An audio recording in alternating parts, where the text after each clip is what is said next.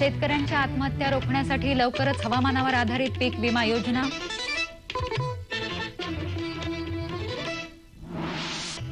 स्थगिती दिल्याचं घोषित केल्यानंतरही रायगड जिल्ह्यात सेससाठी भूसंपादन सुरूच.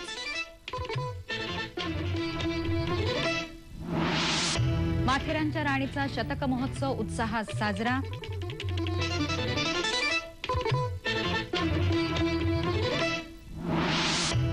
आणि राज्याच्या अनेक भागात अवेळी पाऊस, आंब्यासह अन्य पिकांचं मोठं नुकसान. नमस्कार. सविस्तर वृत्त. ट्यूमर हा शब्द ऐकूनच अनेकांना धडकी भरते. मात्र तंत्रज्ञानातल्या प्रगतीमुळे ट्यूमरचे उपचार सुलभ होत आहेत.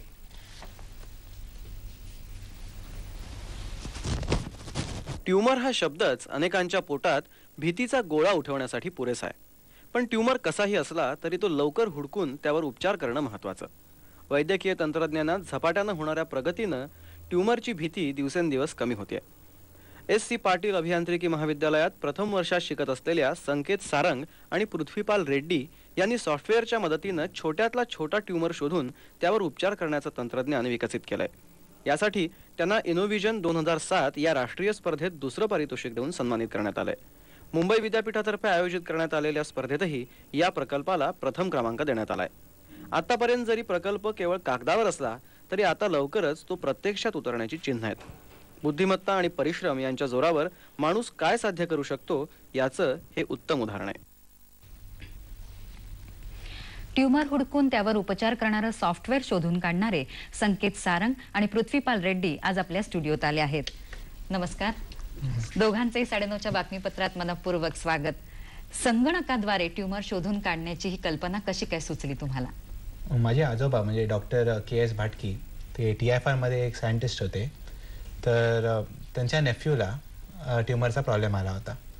तर तेव्हा त्यांनी विचार केला की असं रेडिओ आयसोटोप वापरूया क्युअर करण्याकरता. पण तेव्हा डॉक्टरांनी परमिशन दिली नाही, परवानगी नव्हती. मग तेव्हा काय ते शक्य झालं नाही. पण मग आता आमचा इकडे INCASला युनिव्हर्सिटी ऑफ मुंबईला प्रोजेक्ट होता जो use of radio isotopes in health care असा टॉपिक होता त्या प्रोजेक्टचं. तर तिकडे पेश करण्याकरता मी माझ्या आजोबांना विचारलं, केमिस्ट्रीमध्ये होते ते काम करणारे TFR मध्ये. त्यांना विचारलं काय तुम्हाला आयडिया आहे का कशा ह्याच्याबद्दल. त्यांनी सांगितलं, त्यांनी आम्हाला ही सगळी गोष्ट सांगितली त्यांच्या नेफ्यू बद्दल. मग तेव्हापासून आम्हाला आयडिया आली की चला ह्याच्यावरतीच प्रोजेक्ट करूया. पण दोघेही तुम्ही अभियांत्रिकी क्षेत्रातले आहात आणि वैद्यकीय क्षेत्रामध्ये काम करावं असं नेमकं कसं काय वाटलं तुम्हाला? माझा 11th आणि 12th मध्ये बायोलॉजी होता आणि मला बायोलॉजी आवडतो आणि ह्याला कम्प्युटरचा चव आहे आणि ह्याला लँग्वेजेस पण येतात, C++, जावा पण. त्यामुळे आम्ही हा प्लस पॉइंट ठरला. म्हणजे विज्ञानाचं आणि संगणकाचं असा मिलाफ करून तुम्ही हा प्रोजेक्ट केलात. पण ह्या नक्की प्रकल्पाचं स्वरूप कसं आहे? हा ऍक्च्युली आहे की जे का ट्यूमर असतो तो PET CT स्कॅन वरून आम्हाला माहीत पडतो. पण ही काही डिस्टर्बन्स असतात ज्या की ओल्ड एजमध्ये ब्लॉकेज होतो, हड्ड्यांच्या फ्रॅक्चर असतात, त्यामुळे तो पण PET CT स्कॅनमध्ये येतो. तर अडचण होते डॉक्टरला करण्यासाठी हा ट्यूमर आहे की हा डिस्टर्बन्स आहे. त्यामुळे आमच्या प्रोग्रामवरून करतो की ट्यूमर कोणता आहे आणि तो डिस्टर्बन्स आहे तो मॅथमॅटिकल प्रोसेसने एलिमिनेट होतो. म्हणजे गणित शास्त्राने आपण हे शोधून काढता की हा नक्की ट्यूमरच आहे. तर हे गणित शास्त्र कसं काय तुम्ही आणलं त्याच्यामध्ये? गणित शास्त्र म्हणजे त्याला ऍक्च्युली मॉन्टे कार्लो अनालिसिस म्हणतात, जे आम्ही वापरलं या प्रोग्राममध्ये. त्याच्यामध्ये काय करतो आपण, एक ट्यूमरचा जो चुकीचा ट्यूमरचा आपल्याला सिग्नल मिळतोय तो आपण त्याला नॉईज म्हणतो आणि जो खरा ट्यूमरचा मिळतो तो आपण ट्यूमरचा सिग्नल म्हणूया. मॅथमॅटिक्समध्ये त्याला डिटर्मिनिस्टिक प्रोसेस म्हणतात. तर ते आपण दोन वेगळे करण्याकरता आपण प्रॉबबिलिटी म्हणजे शक्यता काय आहे, कुठची तरी गोष्ट होण्याची शक्यता काय आहे हे आपण मांडतो त्याच्यावर. तर ते मांडल्यावरती आपल्याला कळतं की ऑटो कोरिलेशन टेक्निकने असं मांडून आपल्याला कळतं की हा जो आपल्याला सिग्नल मिळतो तो सिग्नल गॅमा रेसचा असतो जो डोक्यातून बाहेर येतो. त्याच्यावरून आपण ते गॅमा रेच्या सिग्नलवरून आपण ठरवतो की ही जो सिग्नल मिळतोय हा नॉईज सिग्नल असण्याची शक्यता केवढी आहे. तर ती शक्यता जर का सगळ्यात जास्ती असेल तर आपण ठरवतो की हा आपला इनकरेक्ट आहे, म्हणजे कुठेतरी वेनमध्ये ब्लॉकेजमुळे नाही तर कुठेतरी हाडात रेडिओ आयसोटोप गेल्यावर त्याच्यामुळे सिग्नल मिळतोय. आणि जेव्हा शक्यता नॉईज असल्याची कमी असते म्हणजे ट्यूमरची शक्यता सगळ्यात जास्ती असते तो आपण कन्सिडर करतो. तर आपण डिस्क्रीट रँडम व्हेरिएबल प्रॉबबिलिटी काढून ओव्हर रॅन्डम डिस्ट्रीब्युशन आणि नॉईज सिग्नल आपण गॉशियन कर्व असा पकडला जातो. गॉशियन म्हणजे काय तर असं आम्हाला समजलेलं असतं की एका जागी कुठेतरी केंद्रित झालेला आणि जसं आपण त्या सेंटरवरून लांब जात जातो तसं तो कमी कमी होत जातो, इंटेन्सिटी त्याची कमी कमी, जोर त्याचा कमी कमी होत जातो, तसं त्याला गॉशियन म्हणतात कर्व. पण मग त्यातून कळू शकतं का की हा नक्की ट्युमरच आहे की नाहीये? त्याच्यावरून कळू शकतं. त्या मॅथमॅटिक्सनी काय स्केल कशा पद्धतीचं तुम्ही वापरता, म्हणजे 0-1 पासून की कशा पद्धतीने गणित कसं काय मांडता ह्याचं? स्केलनी आम्ही 0 ते 1 ची स्केल घेतो, 0 to 1. त्याच्यामध्ये आम्ही ते अॅक्युरेसी लेवल ठरवतो, किती अॅक्युरेसी, म्हणजे अॅक्युरेसी जर सपोज 80% धरली तर 80% म्हणजे 0.8. तर आपलं 0.8 च्या वरती जर का सिग्नल असेल तर आपण तो ट्युमरचा कन्सिडर करतो. 0.8 च्या खाली जर का सिग्नल आला तर आपण ठरवतो की नॉईज सिग्नल आणि हा ट्युमरची जागा नाही. पण हा प्रोजेक्ट करताना तुम्हाला खूप अडचणी आल्या असतील, तर त्या नेमक्या कशा आल्यात आणि कशी काय मात केलीत त्याच्यावर? अडचणी आले, तो मॅथ्स जो होता तो हाय लेवलचा होता आणि त्यामध्ये आमचे प्रोफेसरने खूप हेल्प केला. WD पाटील आमचे कॉलेजचे मॅथमॅटिक्स प्रोफेसर आणि आमचे सगळे टीचर्सने, HOD, प्रिन्सिपल सगळ्यांनी आम्हाला खूप मदत केला. म्हणजे फिजिक्सची टीचर तिने पण आम्हाला भरपूर प्रोत्साहन दिलं हे प्रोजेक्ट करण्याकरता. कुठल्या कॉलेजचे विद्यार्थी आहेत तुमच्या कॉलेज? आम्ही AC पाटील कॉलेजमध्ये, दोघंही AC Patil first year engineering मध्ये करतोय.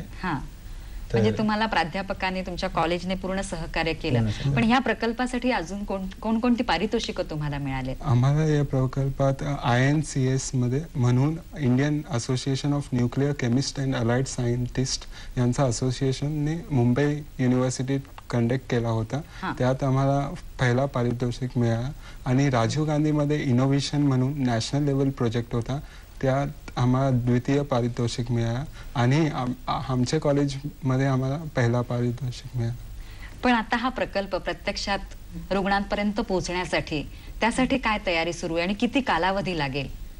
तयारी म्हणजे आतापर्यंत आम्ही जे इमेज अनालाइज करतोय ते 2 डायमेन्शन मध्ये आहे. आता हल्ली काय केलं जातं, आम्ही CT स्कॅन आता बघून आलो लीलावती हॉस्पिटलला जाऊन. तर तिकडे डॉक्टर मनोज देशमुख म्हणून होते, त्यांनी आम्हाला दाखवलं CT स्कॅनिंग कसं करतात.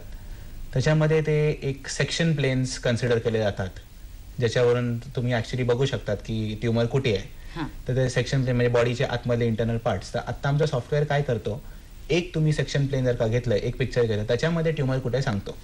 मग आता आमचं पुढचं काम असं करायचंय आम्हाला की सगळे सेक्शन प्लेन्स घेऊन सगळे सेक्शन प्लेन एकत्रित आणून ट्युमर 3 डायमेन्शन मध्ये कसं आहे हे दाखवायचंय.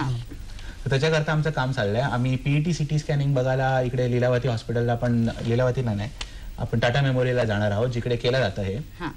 तिकडे जाऊन आम्ही जरा स्टडी केल्यानंतर ते सगळं आम्हाला म्हणजे सॉफ्टवेअर करायला अजून मदत मिळेल. तुम्हाला त्याच्यासाठी रुग्णही लागतील, प्रत्येकावर तुम्हाला ही तपासणी करावी लागेल आणि तपासणी योग्य होते की नाही हेही बघावं लागेल. ते एकदम महत्वाचं काम आहे. म्हणजे आम्ही सॉफ्टवेअर जर का मार्केटमध्ये आणलं आज आणि नेम वेळी तिकडे वापर करताना ट्रीटमेंटच्या वेळी जर का काहीतरी एरर असले, चाललं नाही बरोबर, तर नंतर गडबड नको व्हायला. मग त्याच्याकरता टेस्टिंग आम्हाला भरपूर करायलाच पाहिजे. 1000-2000 सॅम्पल्स म्हणजे ऍक्च्युअल इमेजेस बघून टेस्ट करून बघायला पाहिजे की ते बरोबर चालतंय की नाही. आमच्याकडे एक सॅम्पल आहे, PET CT स्कॅन इमेज आहे आणि हा जो पोर्शन आहे तो ट्युमरचा पण आहे, डिस्टर्बन्स पण आहे. हा रेड कलरचा आहे, पण रेंडर केल्यावर आमचा प्रोग्राम चालल्यानंतर हा इमेज असतो. बघा, हे सगळं डार्क पोर्शन आहे, व्हाईट सफेद असं दिसते पूर्ण, ते ऍक्च्युअल ट्युमर आहे. तो अॅक्युरसी ऍडजस्ट करून तो कळतो. नाहीतर पहिला काय प्रॉब्लेम येतो, हे सगळे जो डिस्टर्बन्स आहे त्यासाठी दुसरे टेस्ट करावे लागलं. पण आता तुमच्या या प्रोजेक्टमुळे नक्की कळू शकता हा ट्युमरच आहे. पण अजूनही तुम्ही हे सांगितलं नाही की हे सॉफ्टवेअर मार्केटमध्ये यायला आणि रुग्णांना ह्याचा मदत व्हायला किती अवधी अजून वाट पाहावी लागेल? साधे 1-2 वर्ष तरी लागतील, कारण की ते मॅथमॅटिक्स जे इम्प्लिमेंट करायचंय ते जरा भरपूर कॉम्प्लिकेटेड आणि त्याला प्रोग्राम लिहायला वेळ लागणारच आहे. म्हणून शक्यता 1 ते 2 वर्षात झालं पाहिजे पुढच्या. संकेत आणि पृथ्वीपाल, तुम्ही इथे आलात आणि तुमच्या या महत्त्वपूर्ण लोकोपयोगी अशा प्रोजेक्टची माहिती आमच्या प्रेक्षकांना दिलीत. तुमच्या संशोधनासाठी, पुढच्या कार्यासाठी आमच्या सगळ्यांच्या शुभेच्छा. धन्यवाद.